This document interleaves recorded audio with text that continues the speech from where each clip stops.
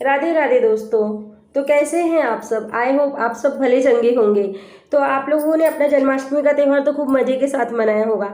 मैंने भी अपने जन्माष्टमी के त्यौहार के लिए थोड़ी सी प्रिपरेशन की थी, जिसे कि मैंने छोटे से क्लिप्स के जरिए आपके साथ शेयर किया है। तो आज मैं आप लोगों के लिए इंग्लिश, मैथ्स या ऐसा कुछ भी पढ़ाई का नहीं लेके आई हूँ, लेकिन हाँ, मैं जो लेके आई हूँ उससे आपके बच्चे के दिमाग का विकास ज़रूर होगा, आपके बच्चे का कंसंट्रेशन लेवल इम्प्रूव होगा। तो क्या है वो चीज़, मैं आपको बताती हूँ। इसे देखकर आप भी अपने बचपन में चले जाएंगे, क्योंकि ये सब चीज़ें हमने अपने बचपन में खेली है और बहुत मज़े के साथ खेली है। उस समय हमें तो ऐसा कुछ नहीं लगा था कि ये हमारे दिमाग के लिए भी इफ़ेक्टिव है, बट आज देखा जाए तो ये इफ़ेक्टिव था।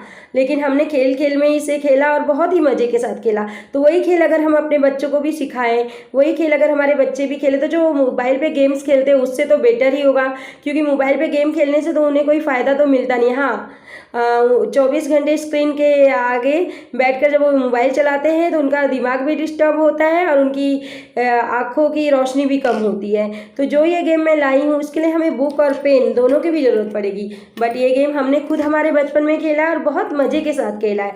अगर आपके घर में 2 बच्चे हैं तो आप इस गेम को उनके साथ बैठकर खेलें, या उन दोनों को ही खेलने के लिए कहें, जिससे कि वे खेलेंगे भी और जब इस गेम में उनको पॉइंट मिलेंगे तो उन्हें मज़ा भी आएगा, क्योंकि बच्चों को जब पॉइंट्स मिलते हैं ना तो उन्हें बहुत अच्छा लगता है। तो ये गेम कुछ और नहीं है बल्कि जो हम सब ने अपने बचपन में बहुत ही मज़े के साथ खेले हैं। इसके लिए सिर्फ हमें एक बुक और पेन की ज़रूरत है, और इस बुक और पेन से हम पढ़ाई नहीं करेंगे बल्कि कि खेल खेलेंगे।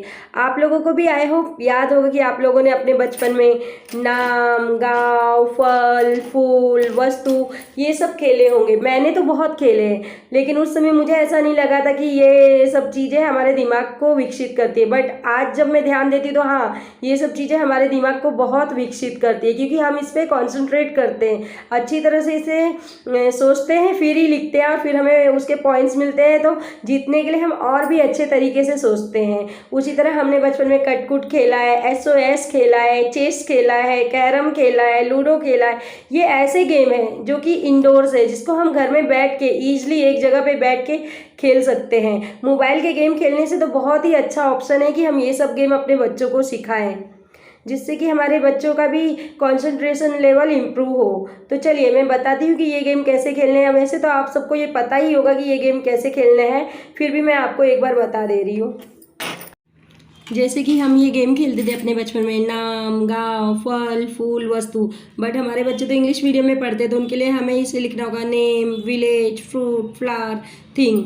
तो हम बच्चों को कोई भी एक लेटर दे, जिससे कि उन्हें ये पाँचों की पाँचों चीज़ें उस लेटर से ही स्टार्ट होनी चाहिए। इसके लिए बच्चे क्या करेंगे, अपने दिमाग का यूज करेंगे। वे सोचेंगे कि ऐसी एक ही लेटर से स्टार्ट होने वाली ये 5 चीज़ें उन्हें चाहिए रहेंगी। जैसे कि नेम, जैसे R दिया गया है तो नेम से राम, विलेज रामपुर, फ्रूट रामफल, फ्लावर रोज और थिंग रोप लिख दिया। तो उसी तरह से ABCD हम लोग उन्हें कोई भी लेटर देंगे, उससे वे उस चीज़ का नाम, गाँव, फल, फूल ये सब सोचेंगे। तो उसे सोचने के लिए उन्हें अपने दिमाग का यूज करना पड़ेगा, जिसके लिए उसे कॉन्सेंट्रेट करना पड़ेगा, जिससे उनका कॉन्सेंट्रेशन लेवल बहुत ही जल्दी इम्प्रूव होगा।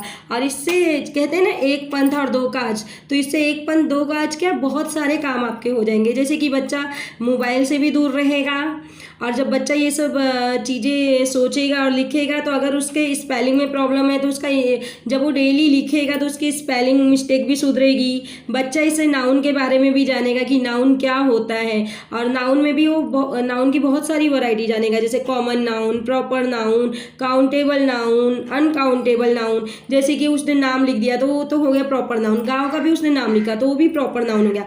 बट जब वो कोई फ्रूट, फ्लावर और थिंग का नाम लिखेगा तो वो हो जाएगा कॉमन नाउन।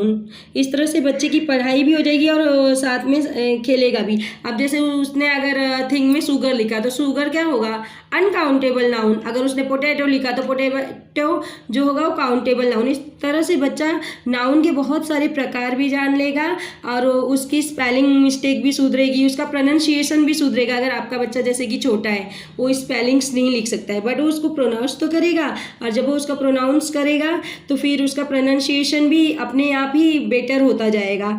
तो इस तरह से ये एक छोटा सा गेम है, लेकिन इस एक गेम से आप अपने बच्चे को बहुत सारी पढ़ाई की चीज़ें सिखा सकते हैं, और वो इंटरेस्ट लेके सीखेगा भी, क्योंकि उसे लगेगा ही नहीं कि वो पढ़ाई कर रहा है, क्योंकि हमें भी तो नहीं लगा था बचपन में कि हम भी कुछ इससे सीख रहे हैं, हम तो खेल खेल में ही खेलते थे। उसी प्रकार ये कट कुट जो हम बचपन में बहुत खेलते थे, जहाँ पे कि या तो सर्कल अगर एक लाइन में बन गया या तिरछी लाइन में बन गया तो हम जीत जाते थे और हमें पॉइंट्स मिलते थे।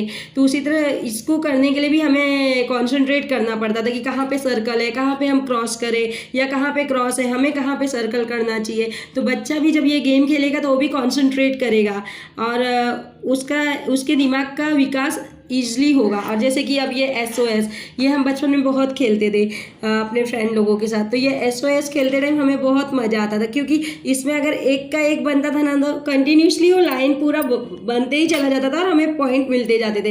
जैसे कि यहाँ पे S है, O है, फिर मैंने यहाँ SOS कर दिया, ये 1 हो गया, फिर यहाँ पे ये 2 हो गया। इसी तरह से ये पूरी लाइन बनते जाता था और हमें एक के बाद एक कंटिन्यूसली पॉइंट मिलते थे, तो हमें बहुत ज़्यादा मज़ा आता था ये गेम खेलने में अपने फ्रेंड्स के साथ। अब जैसे कि चेस है, अगर बच्चा चेस खेलेगा तो उसके लिए तो वो पूरा दिमाग का ही यूज करेगा कि मुझे कौन सी चाल चलनी है, तो इसके लिए तो बच्चा पूरा दिमाग ही यूज करेगा और उसका कंसंट्रेशन लेवल तो इम्प्रूव होगा ही होगा, उसका ब्रेन डेवलपमेंट भी बहुत ही अच्छी तरीके से होगा। और कैरम, अब कैरम में भी बच्चे को कौन सी गोटी मारनी है उसके लिए वो कंसंट्रेट ही करेगा। लूडो में भी वो कौन सी गोटी को आगे बढ़ाए, कौन सी गोटी को अंदर रहने दे, ये सब खेलने के लिए उसे अपने दिमाग का यूज करना पड़ेगा।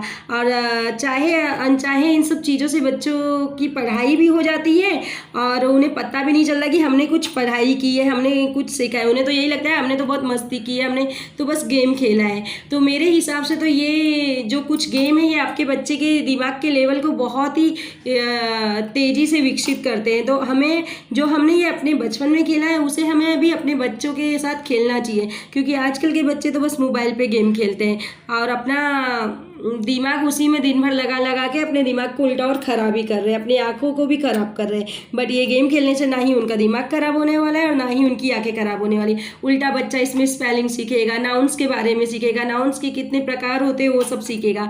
तो आप भी अपने बच्चों के साथ ये गेम खेलिए मज़े के साथ। तो देखा आपने ये गेम, याद आ गया अपना बचपन।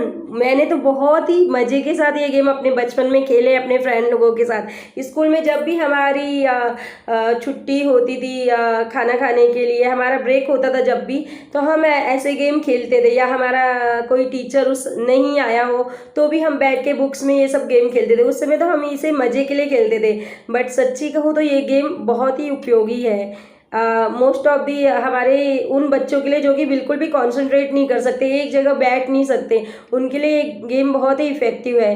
तो आज का ये वीडियो तो एकदम फ़न के साथ हुआ है। तो अगर आपको मेरे इस वीडियो में थोड़ी सी भी मज़ा आई हो, अपने बचपन की थोड़ी सी भी यादें ताज़ा हुई हो, तो प्लीज़ मेरे वीडियो को लाइक कीजिएगा, और अगर चैनल पे नए हैं तो चैनल को सब्सक्राइब कीजिएगा और अपने सारे फ्रेंड्स के साथ शेयर कीजिएगा। तो मिलते हैं नेक्स्ट वीडियो में, तब तक के लिए बाय बाय।